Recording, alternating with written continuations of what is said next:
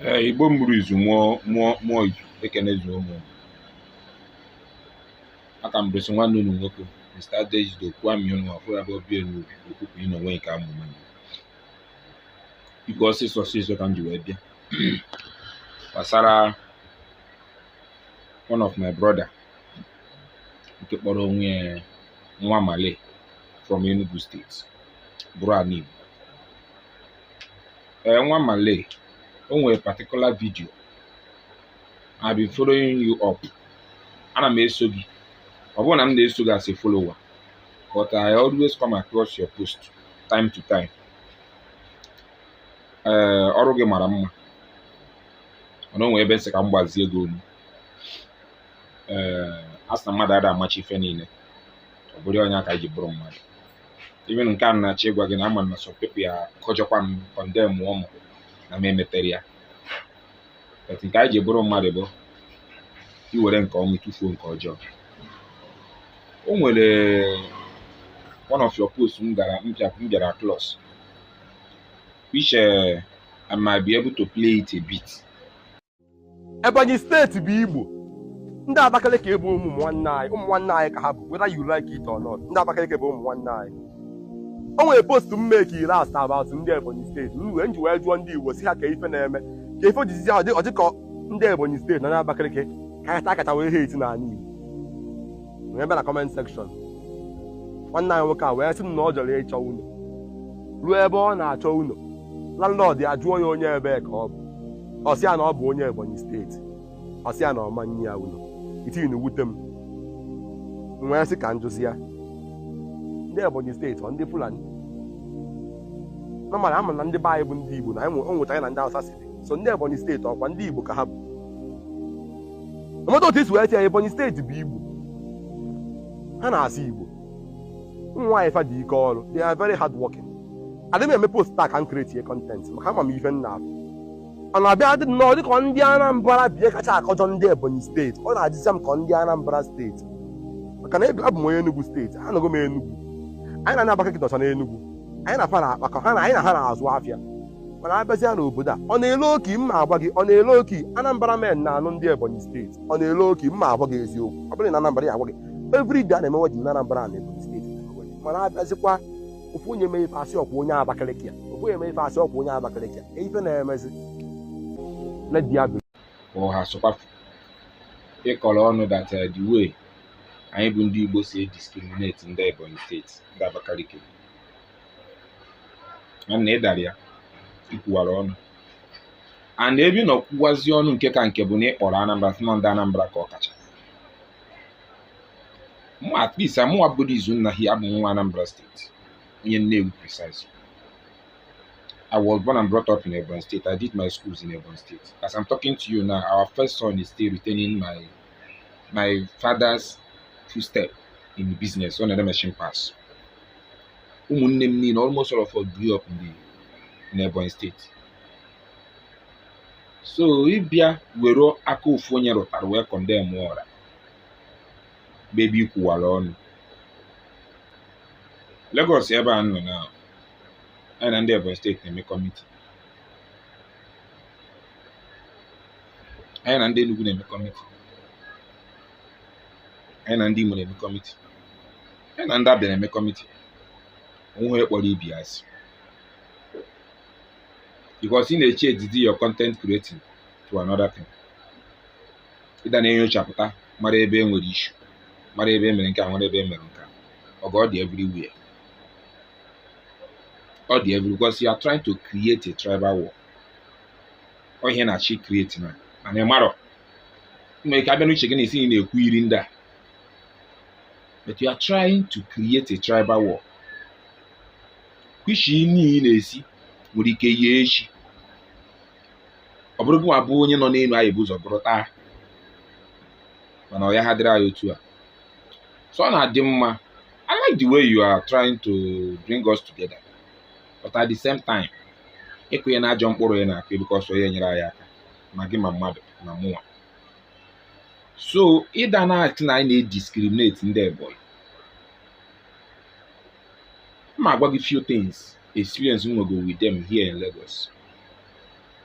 mere o ji dị ka sometimes ọ dị ka na-discriminate ha, but I don't discriminate because most of my major good friends m nwere na Lagos are in the Ebonyi State. Ndị mụ na aya nkọ mmanya bụ nwere ike m hapụ mmanya m with them jee nyụọ mamịrị pụtakwa ṅụba mmanya jota.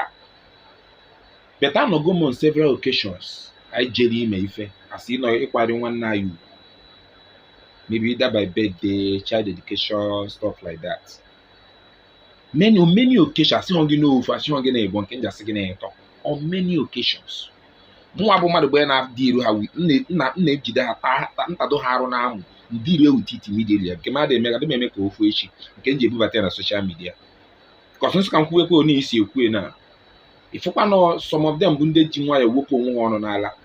Kee ka ndị Igbo esi nọ ka onye Ebonyi Steeti emepe ọnụ si na chee ka ndị Igbo mechaa na jụọ ma onye nwa na-ekwu okwu na ọ bụrụ onye Igbo ọ na-agwa onye abịara bịa nya chelụ ka ndị Igbo mechaa na ka ha nwa bụ ndị Ebonyi wee mee nke so now they are now another Igbo from Igbo land. Ọta ebe m na-eje eje m ebe m jere ịta ọka one day nwaanyị Ebonyi na-ahụ ọka ana m ebe ahụ okwu na-ekwu uche onye be ha wee kwuo onye Igbo na-edo ya n'ọnụ si ebe ka ibu onye ebe si na ọ bụ onye Ebonyi. Ebonyi dị n'ebe agụba Ebonyi na-anụ a nke na region ebe anyị agụ ya ọsọ na ha bụ Igbo.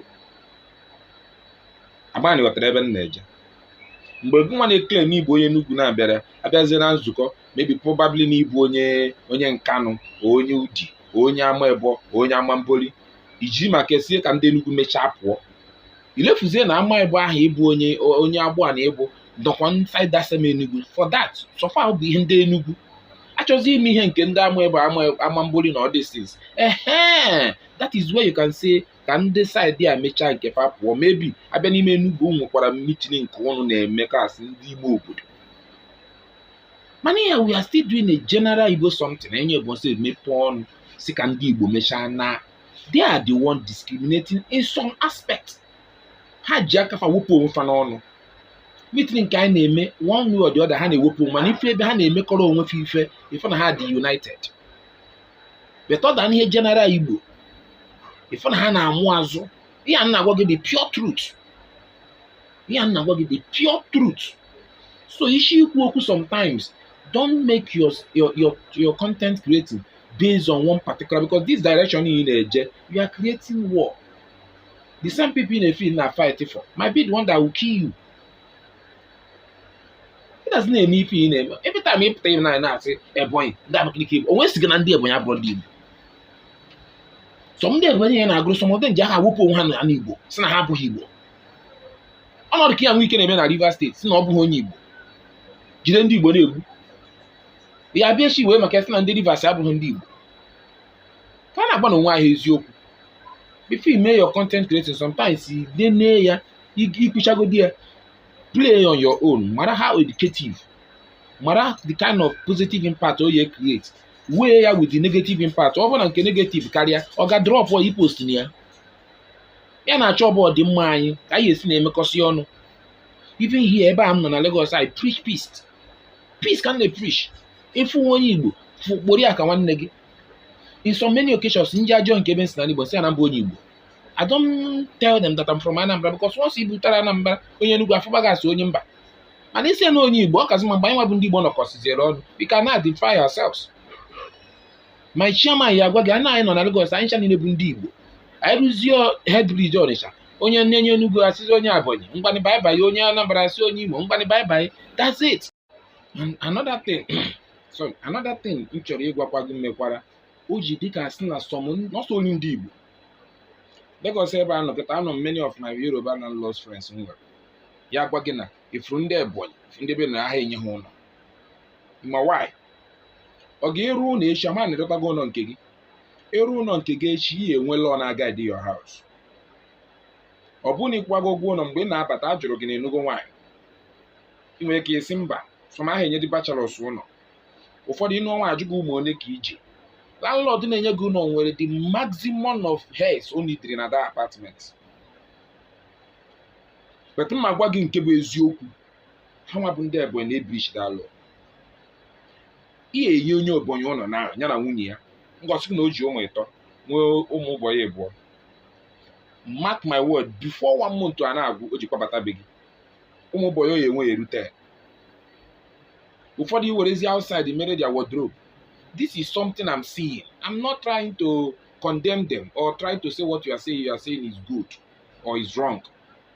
Anyị nwa bụ onye Igbo, ọ dịrị gị ịgwa tenant gị ihe chọrọ ka o mere gị mgbe ọ gara contrary to what you guys agreed on.